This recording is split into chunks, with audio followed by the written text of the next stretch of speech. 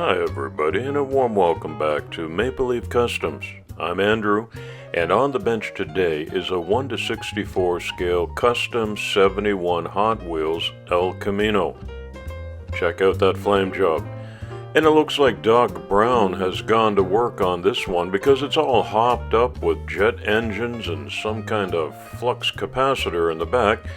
So I thought, why not go the next step and swap out these wheels for some thruster pods and lift off, strap in, and start the countdown for the El Camino Cyberpunk Flyer build. There are so many things you can do in this customizing part of the hobby, and I don't want to get stuck in the same lane all the time, so this is my first foray into the sci-fi cyberpunk genre. I've done some Gaslands builds, and I have to say I most enjoy those because I'm building models instead of just doing a repaint and a wheel swap. I imagine that this particular job on the El Camino is going to release some creativity again, and I'll get out my junk box and see how many things we can put onto this. As you already know, if you're a car enthusiast, El Camino is Spanish for road. Roads? Where we're going, we don't need roads. So off come the wheels, and I'll put some thruster pods on there to better suit the purposes of the Cyberpunk Flyer. It's going to be a fun time.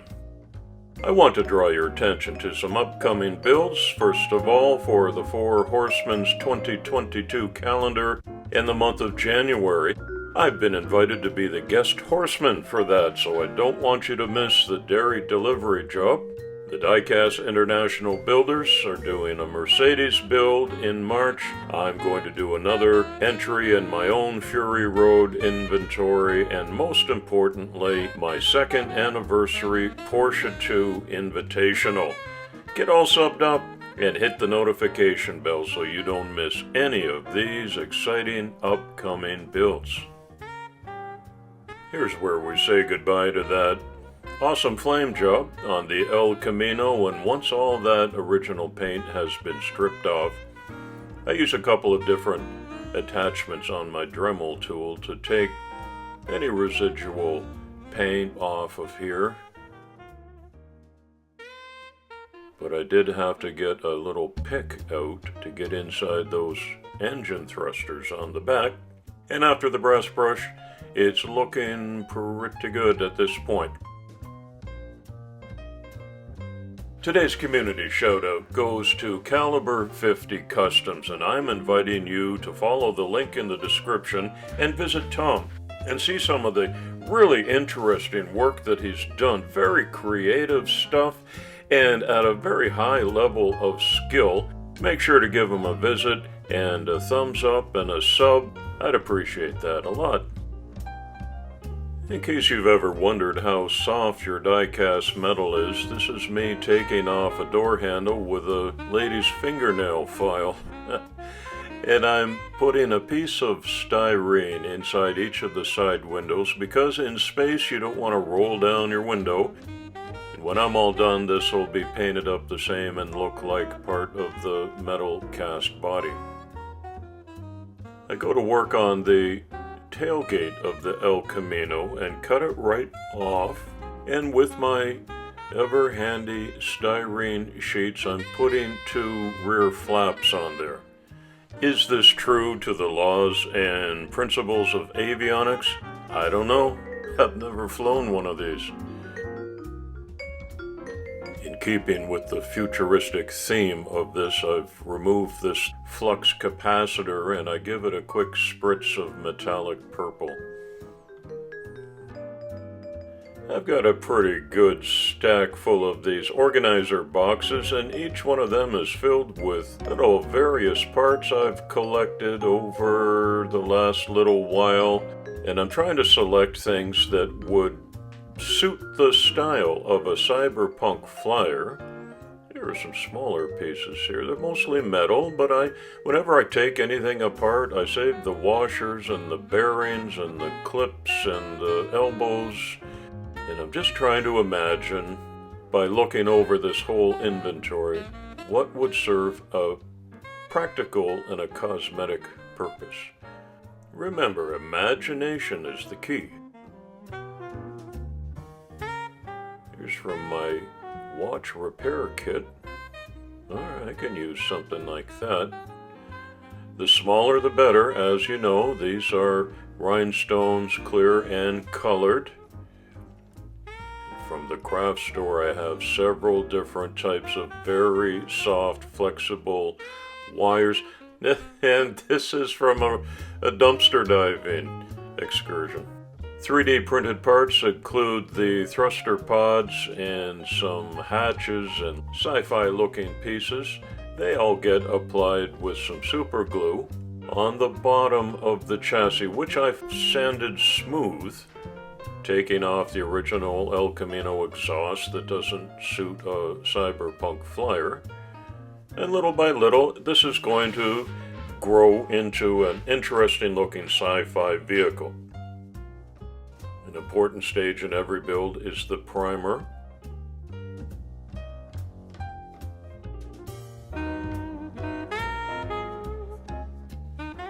Of course, I leave things patiently to dry.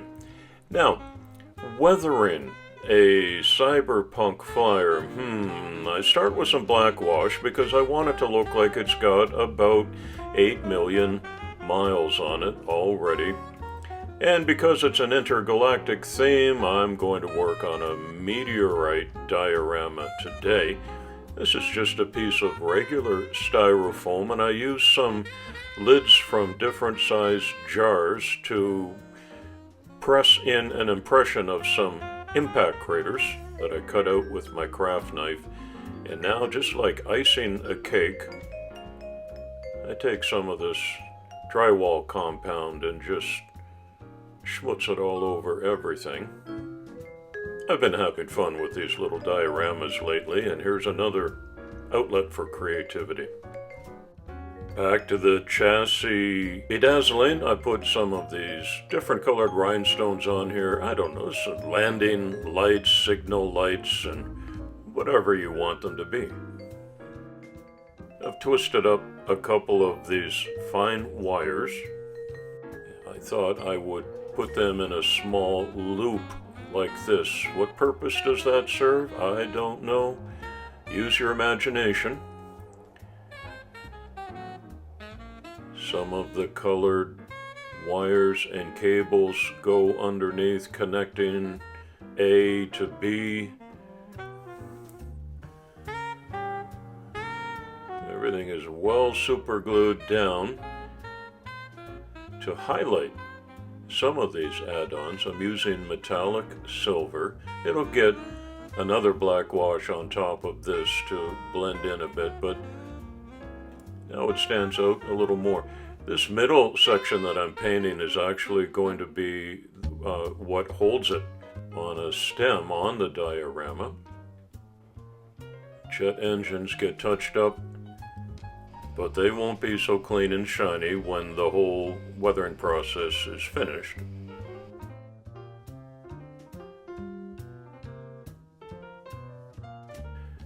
Now, in the spirit of using whatever I've got, you see this red and a blue and a yellow. These are just ends of zip ties that I've cut off. This is the locking head off of those, and then part of the strip of a blue one goes on. Here's a 3D printed satellite dish. It's actually on the bottom of the chassis, and it won't interfere with anything when the parts go back together. I've applied a primer to the meteor, and now I'm doing some acrylic paints that I've mixed up into a dark gray. That looks pretty good, doesn't it, with the impact craters on there.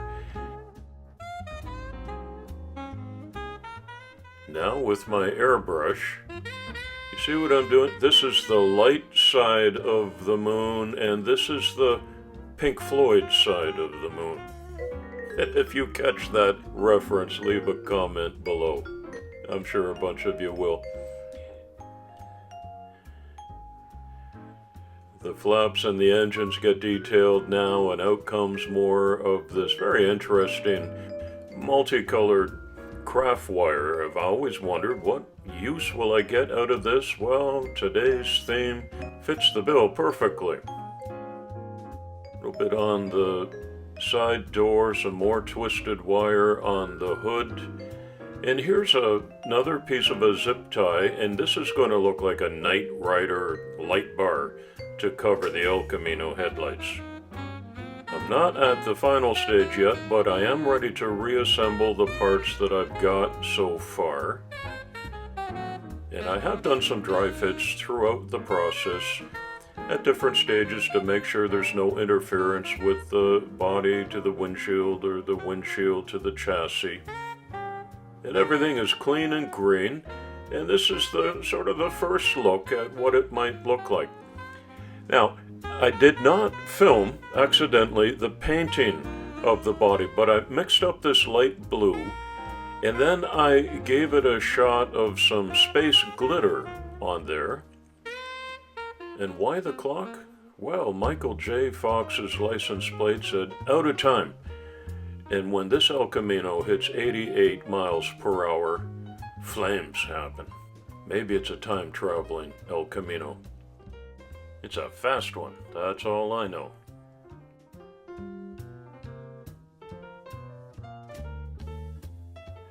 I put some caution strips by the hot engines as well as call sign numbers on the side, and now it's time for maybe the most significant change is the thruster pods in place of where the racing slicks used to be.